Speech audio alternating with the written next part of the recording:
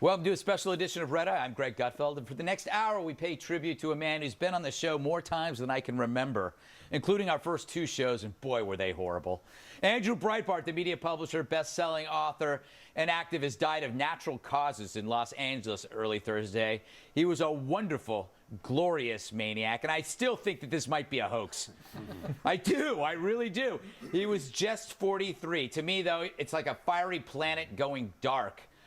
His last wish for Red Eye, I hear, was not to have Pinch at the table, so we had the newspaper removed.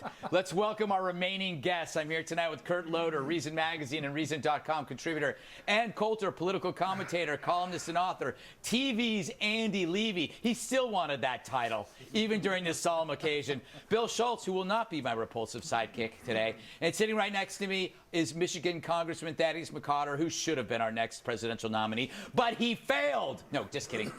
And I go to you first because I think I wouldn't have met you if it wasn't for Andrew Breitbart. I think he introduced you to me, trying to convince you to do this show. By the way, this show would not exist without Breitbart.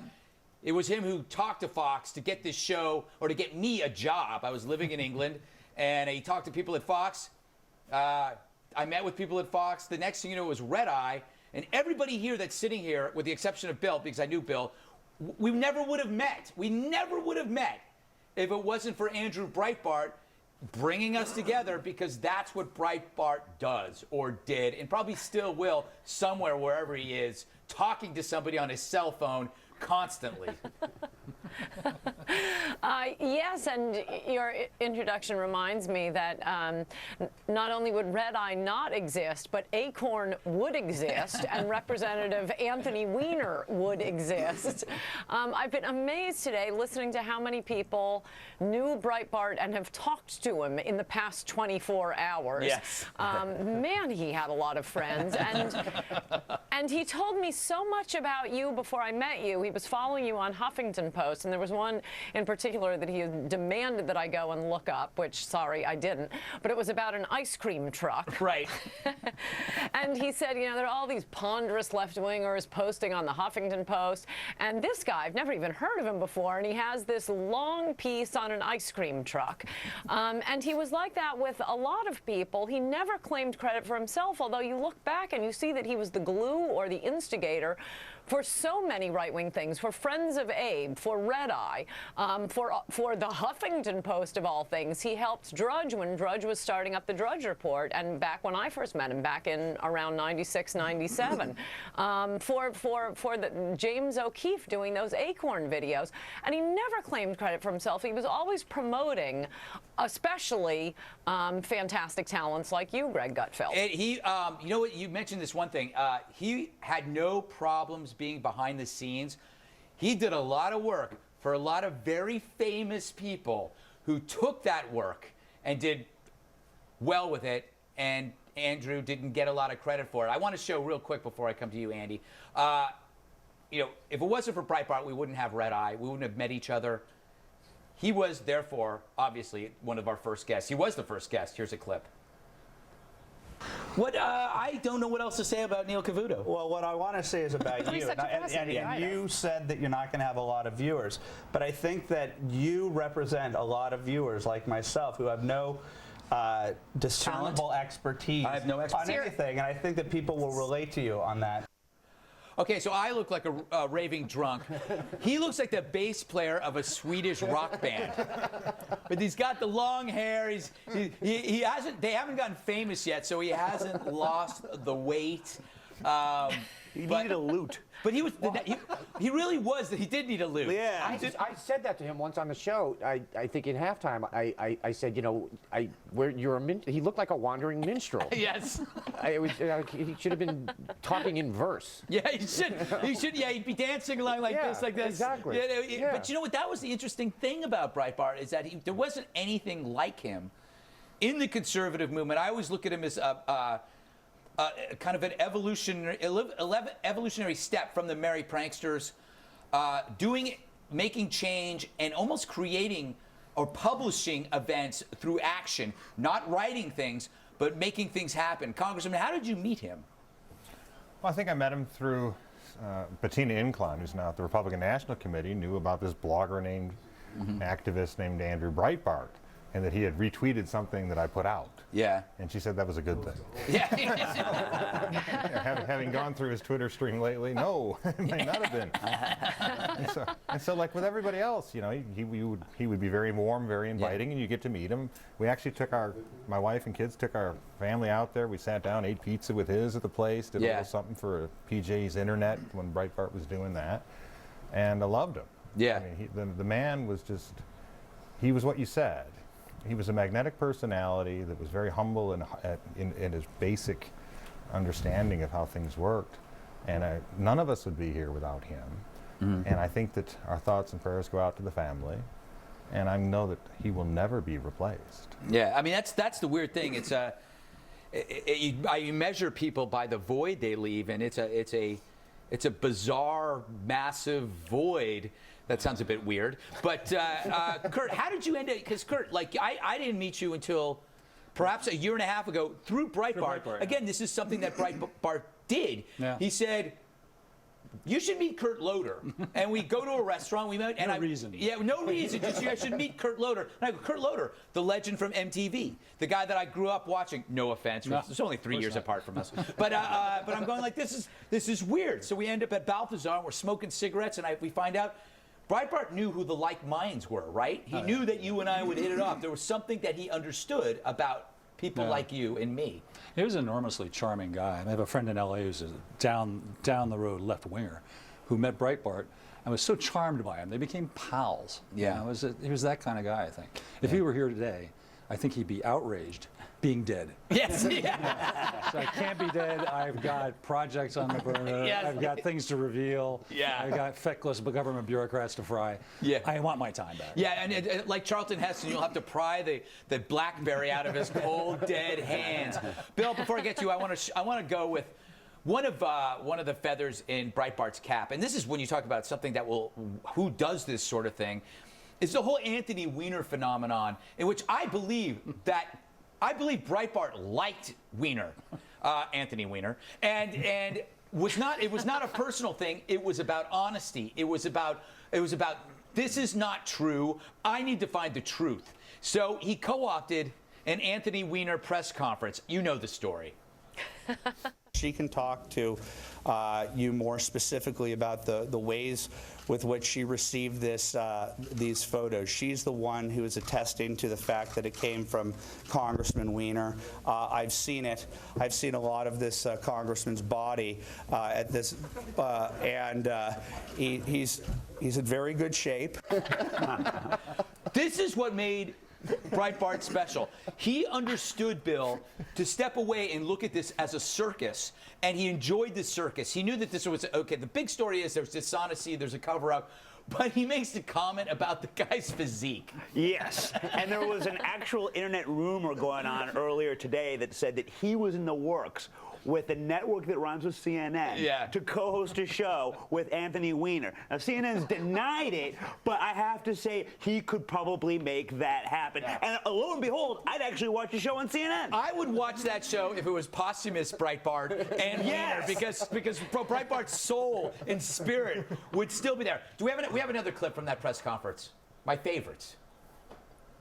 Do you know what I would be accused of if I released this photo?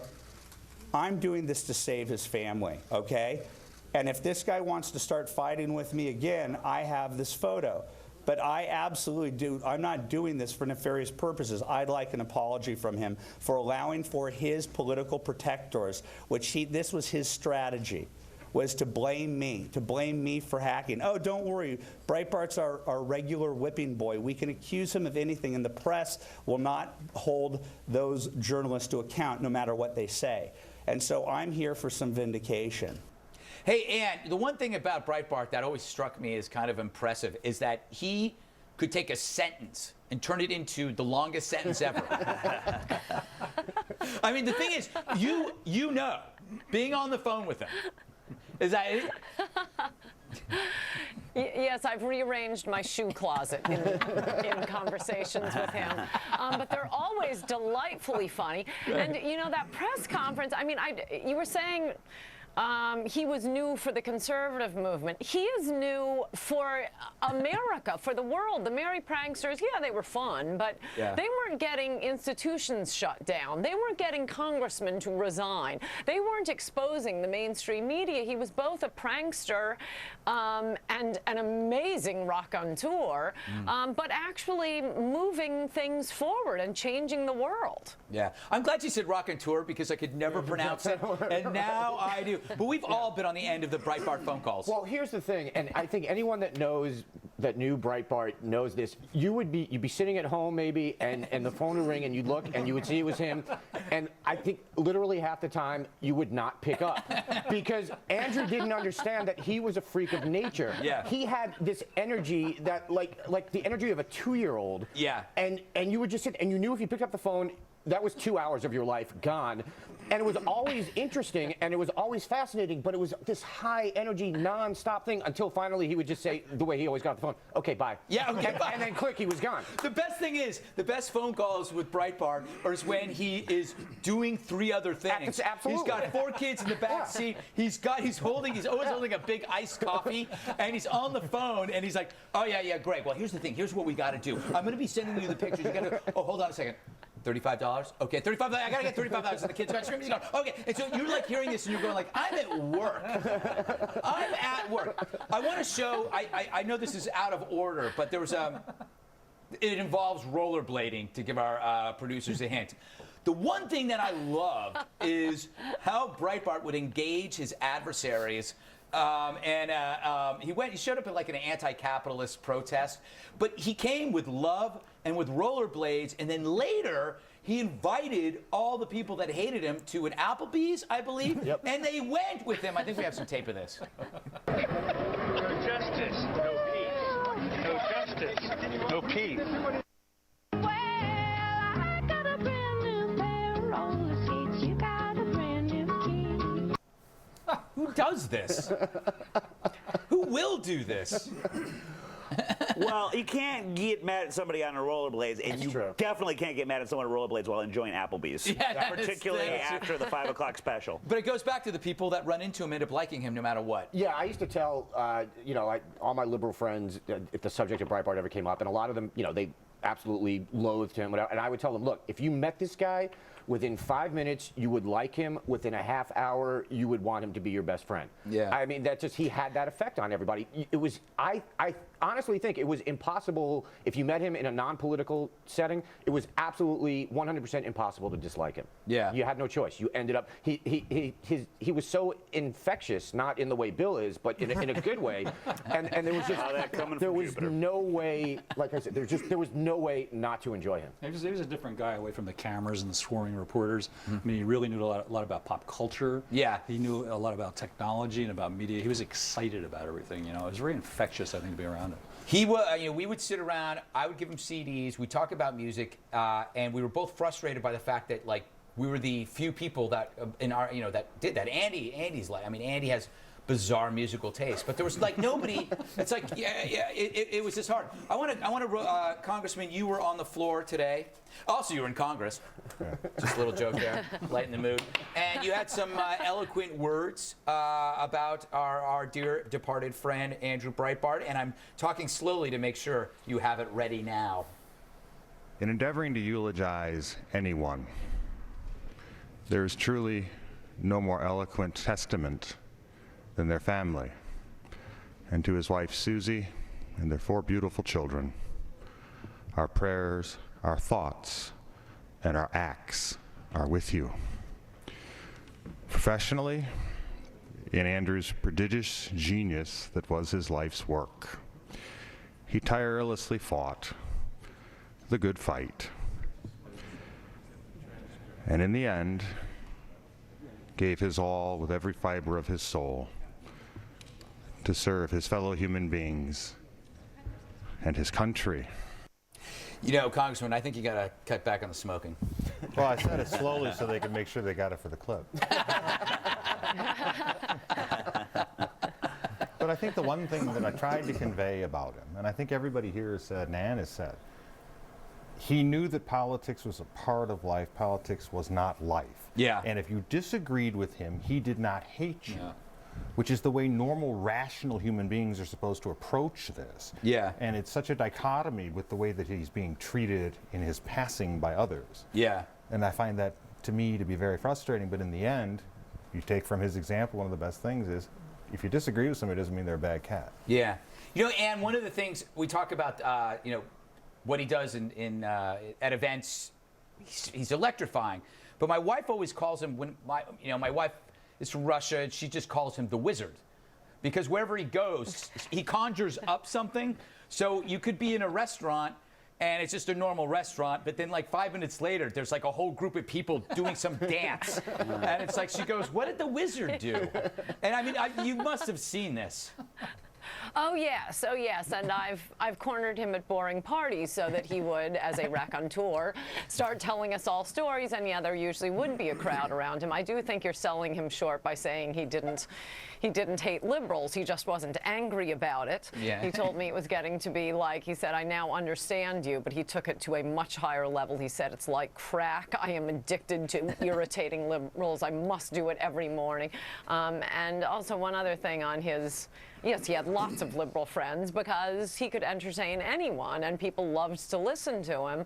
But that would also lead to him introducing you to an astonishing cast of characters whom he had just been entertaining at the bar. And, you know, Andrew, you just introduced me to a pimp. That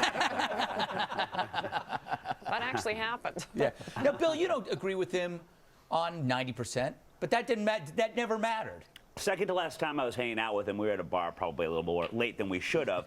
We were like literally talking about the. Yeah, I actually, Breitbart might have been there. I was already home, you know, doing my prayers. But it was, and I didn't notice it until the halfway through the conversation. We were talking about something like the Dodgers. And like halfway through, it was kind of loud. And after he finished his point, and I started saying something, he'd just go, socialist. And after he just go, socialist, like that. And he did it for about 5 minutes, like, what are you doing? And he's like, nothing, socialist. And you know, stuff like that. You cannot love the guy for that. Yeah, because that's fun. It's like when you should, if you can call somebody a commie pinko, it's because you actually like them. If you can't call them that, then that's because you don't think they deserve to know. He also had a very entertaining obsession with bad music from the 1980s, 80s, which yeah. you would never expect to find. You know, he knew every Madonna track that came out. Yeah. There was good music in the 1980s. Wait. Well, yeah, there was. He liked a lot of New Romantic, Duran Duran. Well, he used to. Spandau Ballet. I don't think he's done it in a long time, but like a couple of years ago, or maybe last year, he used to get on Twitter some nights when clearly he only had 29 other things going on, so he needed a 30th, and he would start playing Twitter DJ and start linking to videos and songs, and it was like Pet Shop Boys, Crowded House, Echo and the Bunnymen. It was all this 80s, mostly Brit stuff. Yeah. And it was just hilarious to see. His favorite band, I believe, was The. He loved The. Yeah, and it was a band that I completely overlooked. He was also a Smiths fan, but he loved that kind of new romantic, new wave music. I was more into heavier stuff, but I'll cut him some slack now that he's gone. I would have yelled at him about it now if he was alive, but you know. All right, coming up. He got lost for. Go ahead.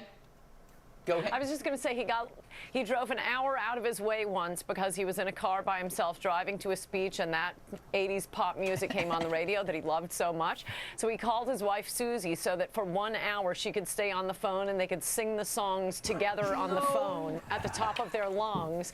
And then he realized an hour later he had taken a wrong turn and was going in the wrong direction. Oh, jeez. Coming up, more stuff about Breitbart. Andrew, what do you make of this? Is this the kind of policy California needs right now?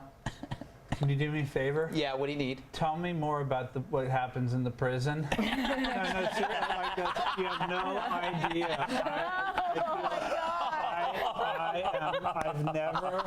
Oh my God! Now it matches your pants.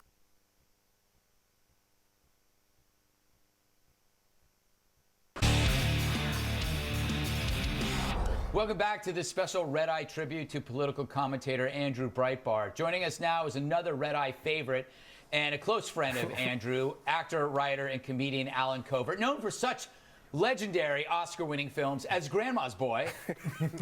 A terrific, by the way, again, How did I meet you? I met you through Andrew Breitbart. Andrew Breitbart. He said, you got to read this guy over at the Huffington Post. He's the only interesting writer there. And I said, are you kidding me? How can he compare to Steven Weber? Oh, poor Steven Weber. He was good in Wings. I felt bad, but he was very pompous in his essays. He was. Well, he told me about you. He said you have to go and watch Grandma's Boy, which is one of the more underrated films in the elderly oeuvre. I think in the movies about a grandmother and a boy, it's probably top 4. Yeah. So how did you meet Breitbart? Did you know him for a while? How did you run into this character?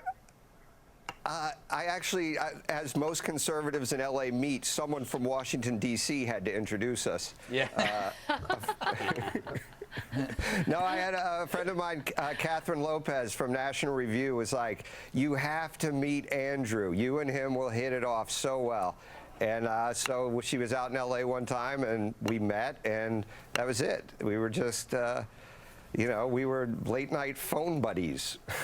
So you also experienced the Breitbart phone phenomenon as well. Yeah. But one of my favorite things was I would love what I would call him, and he would just pick up and start talking and having a conversation. And then 10 minutes in, he would be like, oh, hold on, they just called me on stage. I'm giving a speech. And I'd be like, what? Oh. Tell me, did you ever? I thought he was like sitting in traffic. Did you ever? I am guilty of this, and if he can hear me, he will now know that there were times where I would put the phone down. Oh, yeah. I would get up, I would get something to drink, and come back, and he would be still going, and then I'd go, Andrew, recap. What are you trying to say? And then he would summarize everything. Well, did you at least tell him where you left off? Yeah, exactly. So how's it? The other thing. Go ahead. The other thing about Andrew is, and it's something you guys were saying earlier, and it actually, from a story I read about what he was doing last night, it's so typical, is whenever I would go to meet him somewhere, I never walked in and found Andrew alone. Yeah. You never like, okay, meet me at the restaurant, and you show up and he's just sitting there waiting quietly. It was always like, hey, can these guys join us? Yeah, exactly. Who are they? I met them in the parking lot. You know what the weirdest thing? The thing is, the only time he ever kind of got pissed off at me was when I said, "What are these people doing here?" It was somebody he had just met, and we were like supposed to go out, and there were like these 2 people there, and I'm just like, "What are these people doing here?" And he's like, why? They're my kids. Yeah, they're my kids. No, but I have to take care of them. The most, he was the most inclusive person, and he thought it was kind of like, I don't know, gross that I thought maybe we were just going to go off somewhere. I thought that you thought you were going to have some you and Andrew time. Yeah. I was hurt that he split my time with 2 complete strangers. But I mean, the story that was in the Hollywood Reporter this morning is about the guy that he spent 2 hours talking to. Yeah. And it was a perfect stranger who he sat down next to, and the guy was like, I kind of recognized him, and the next thing I know, we spent 2 hours talking about politics. We disagreed on everything. We exchanged numbers because he wanted to get together again. Yeah. But the great thing about this person in the bar, there's no way to prove how smart he was in that conversation, because I read that article, and the guy who's quoted always had really a good response to Breitbart. I'm going, well, Breitbart's not there to say he didn't say that. I'm dead. Exactly. And also the fact that the guy actually said that he got a word in. Yeah. Very suspicious. It might not have been Breitbart. It could have been somebody else completely. I don't know. I hate to ask this question, but how did you take the news? I mean, for me, for all of us here, it was a pretty brutal shock. I mean, it's only 12 hours, 9 hours. I mean, No, I'm like you. I literally sat there just staring at, I think it was one of the big sites with the thing that Larry Solov had written, because I had gotten some emails from the East Coast when I first woke up, and I was like, what? Yeah. What are you talking about? And so I would literally just sat there staring at the computer, just like not believing it. And it's like you said, you know, I keep expecting to get some text from him that just says, shh. Yeah. I keep getting the email going, I wanted the tribute show, thanks. And then the next day it's like, that's really all I wanted. All right, we got to take a break. More stuff about Andrew when we return. A 31-year-old Duluth man, what's that, appeared in court, Duluthian. It's like Cro-Magnon. Yes, this morning, and had bail set at $10,000 after he slashed a bunch of exercise balls at a local hospital. But Jerkness admitted the acts were part of a deeply rooted sexual fetish. Breitbart, please tell me that this is just way beyond your idea of fetish.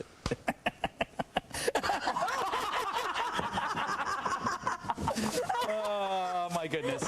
Oh, thank you very much.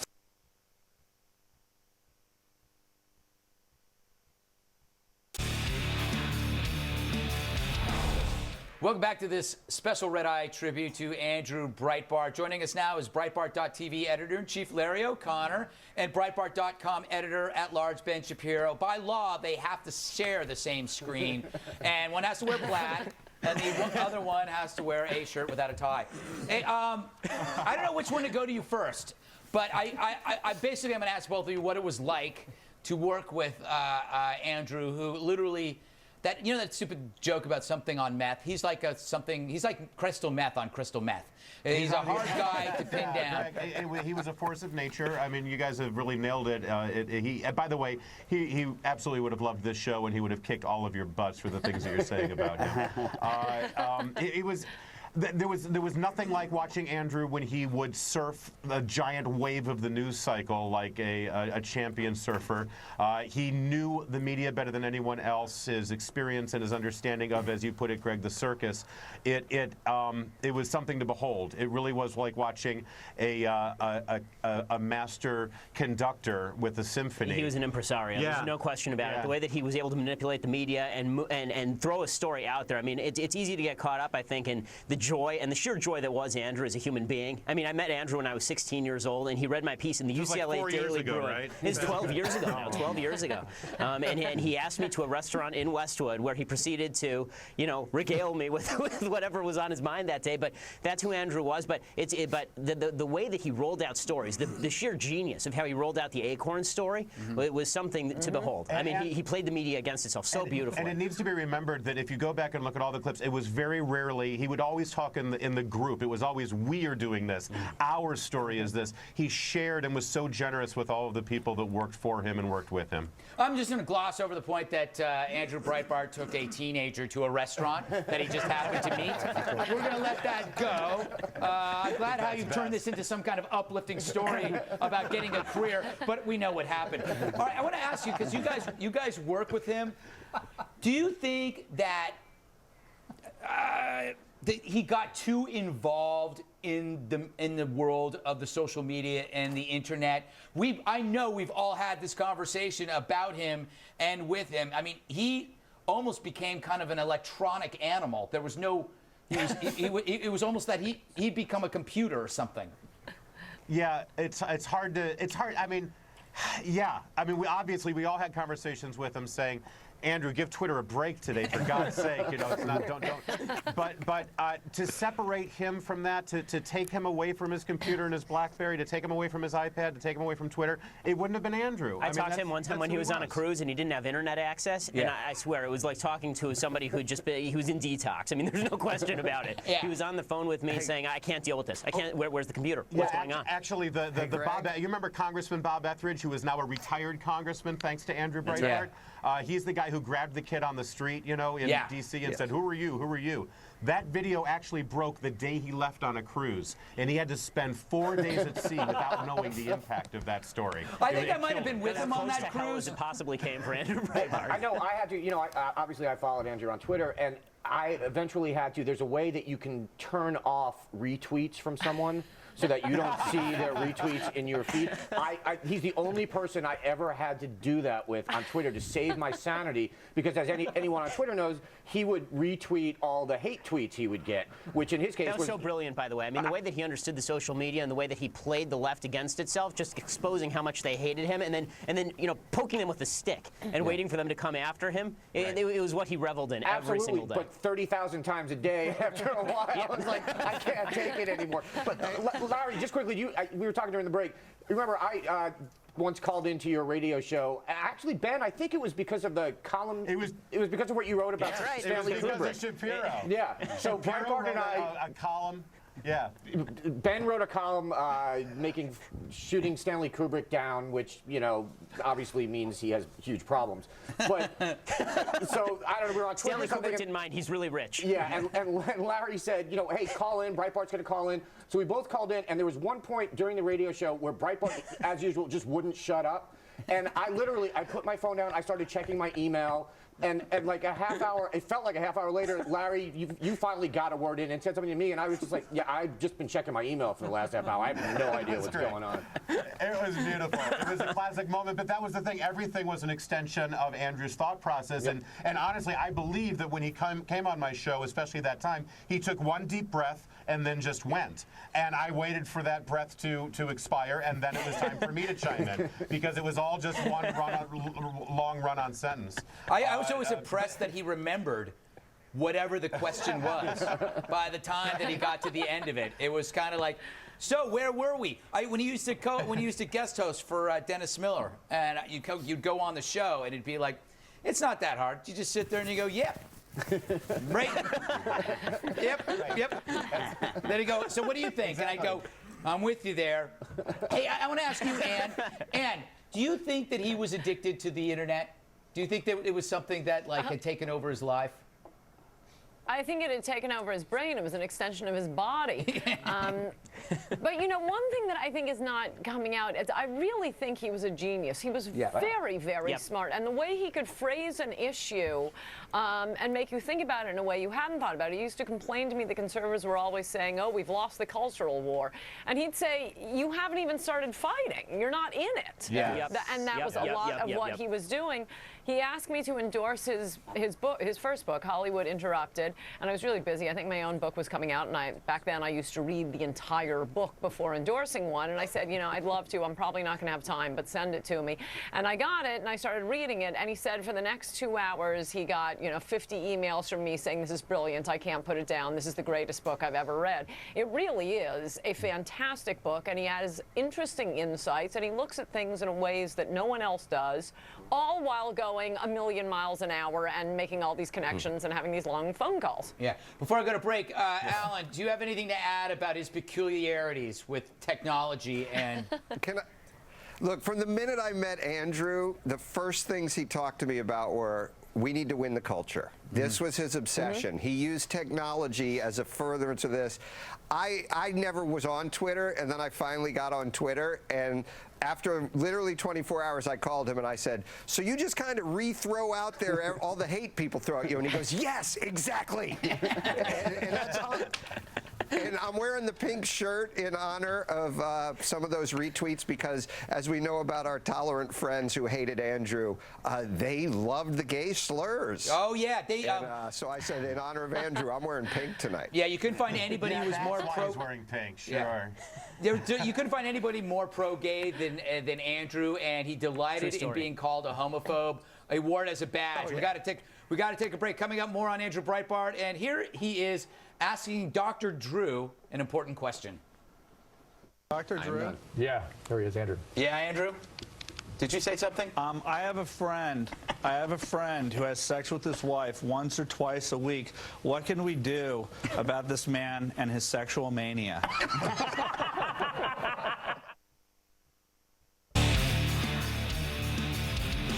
Welcome back to this special Red Eye tribute to our dear friend, Andrew Breitbart. I'm back with all of our guests. I've done a couple of events with Andrew over the past, I think a couple of times with Reason Magazine. And back in 2008, we did an interview with Reason. And Breitbart, I think we started off talking about something really perverted, and we were drinking and smoking, and then he ended up talking about growing up in Brentwood and becoming a conservative.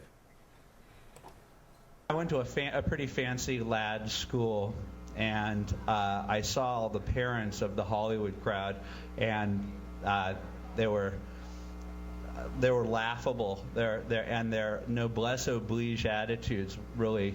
I don't know. I was working delivering pizza, and then afterwards making $60 after I went to Yvette Mimou's house, and she gave me a $20 tip.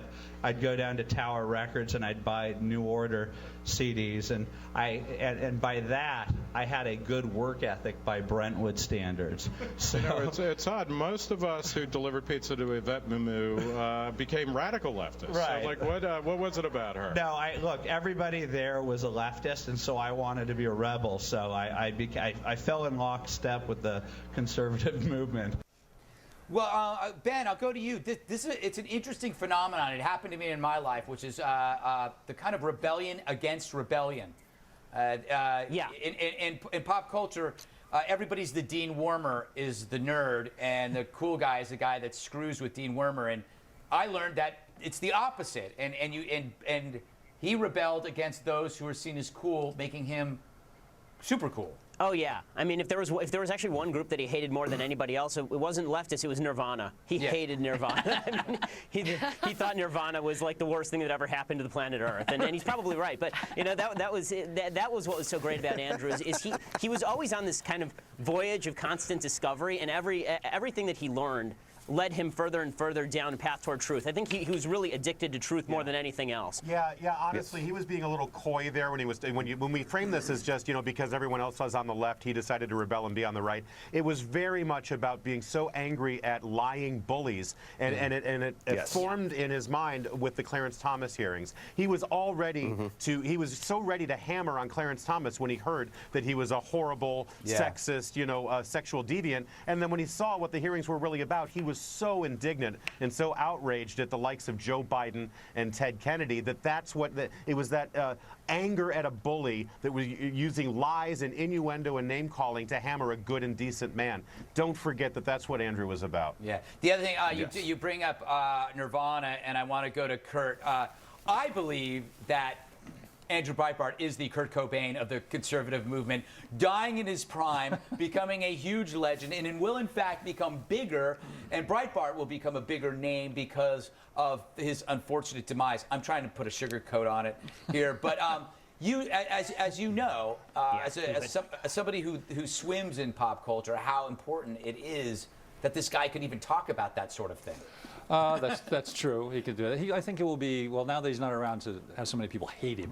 Yeah. I think just his aura remains. And I would hope he'd be an inspiration to people who want to change pop culture and how it's communicated. Yeah, I want to get back to something you said about how it was important that Breitbart could talk about this kind of thing. I think that's not a small thing. I don't actually think it can't be underestimated. A lot of what conservatism had been missing before Breitbart was there was a lot of cultural criticism, but like as Ann said, Breitbart's argument was we haven't even started to fight the culture war. But that's because he actually participated in the culture. It wasn't like someone whose musical taste atrophied or stopped in the 50s or something like that. He understood the culture. He was part of the culture. He didn't just sneeringly dismiss it. He was able to critique it because he got it. And I think that brought a big thing to conservatism that it had been missing. I think Andy's absolutely right. In his own way, the left will try to make us remember Andrew for the destructive things he did, like bringing the truth out and having people resign. He was an artistic soul. He was very creative. The networking, the bringing people together, that's a creative act. The social network that he built was a creative act. And for a party and a movement that is often considered nothing but accountants, he was the type of artist that could actually direct them, could engage real people and bring everyone forward with him. Can't spell Breitbart without art. No, you can't. Or, go ahead, try it. Or any of you out there, try to spell it. You can't spell. You can't do it. Can't spell with right either. See how I did that? Greg. Yes. Go ahead. Just so you know, my understanding is that Andrew really wanted Bill Schultz to play him in the movie. But Larry, that's because he wanted to bring Hollywood down, I think. Right. That's right. That's all his plan was. Yeah. Hey, Ant, do you think? Go ahead, Ben. The phrase, culture is upstream from politics, which we're now hearing on a regular basis. That was Andrew's. This culture is upstream from politics stuff. He started off loving Hollywood and wanting to be a part of Hollywood. And the way he became conservative, really, is he was driving around delivering stuff for Roger Corman's B movies and started listening to Dennis Prager and Rush Limbaugh in the car. And he decided he hated everything that he was doing in the movie industry and wanted to take it down from the inside. That was basically his goal. All right, I got to take a break, you guys. We've got a hard out. I want to thank all of you on remote for coming. Ann Coulter, Alan Covert, Larry O'Connor, Ben Shapiro. It sucks that we had to do this show, but I think he would have liked it. And everybody, I don't know, say your prayers for their family and see what we can do our best for them. All right, we'll get some final thoughts as we wrap up Red Eye's tribute to Andrew Breitbart. Hey, Andrew, you weigh in here. What do you feel? Do you think this guy should go away for life? Well, the real question here is, who made off with all the money? What, are you leaking your nipples?